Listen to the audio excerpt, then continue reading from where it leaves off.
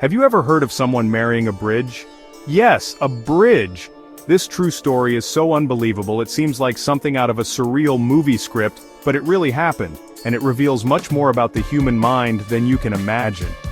In this video we're going to dive into the life of Jody Rose, an Australian artist who became world famous for something extremely out of the ordinary. She held a symbolic wedding with a French bridge called Le Pont du Diable, or the Devil's Bridge. But behind this strange act there's a complex web of emotions, beliefs, art, and even a rare form of attraction called objectum sexuality.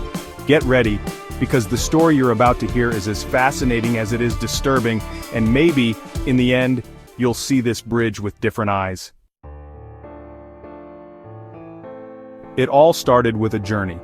Jody Rose is a sound artist who traveled the world recording the sounds of bridges. Yes, that's right, the sounds. For her, every bridge has its own voice, a melody hidden in the vibrations of its cables and in the metal or stone structure. Upon visiting the famous Devil's Bridge in the south of France, something strange happened. She didn't just hear sounds, she felt something, a connection, an emotional attachment so intense that it went beyond the limits of reason. And that's where the idea that shocked the world came from.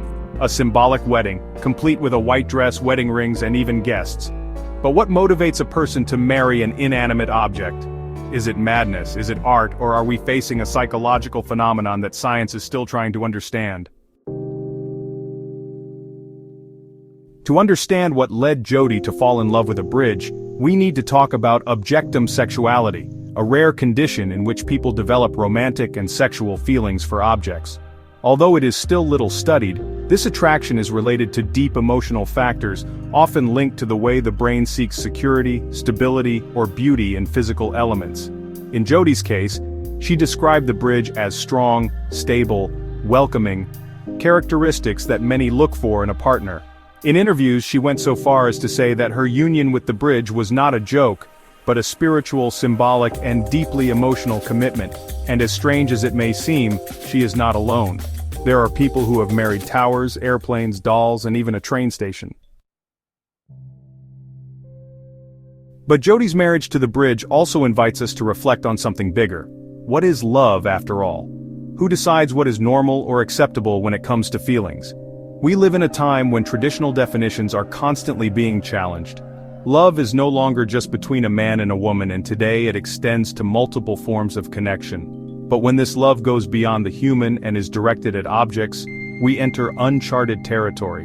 And perhaps right there lies the power of this story, to take us out of our comfort zone and force us to question the limits of empathy, of acceptance, and even of mental health.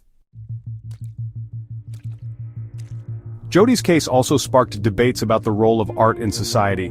Did she want to create an artistic manifesto with this wedding, provoke the world, make people rethink their definitions of relationships?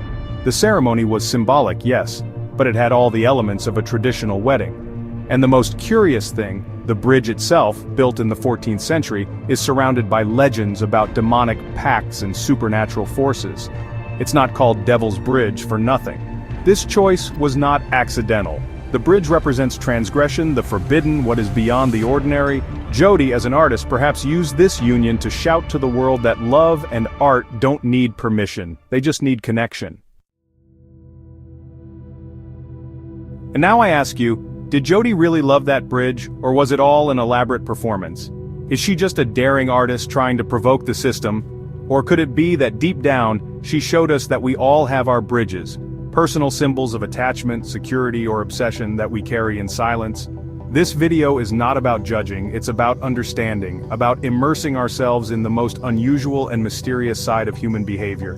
Because, after all, the bridge that Jody chose may just be a powerful metaphor for what we all seek, something or someone that connects us, supports us, and is always there, firm, even when everything around us collapses.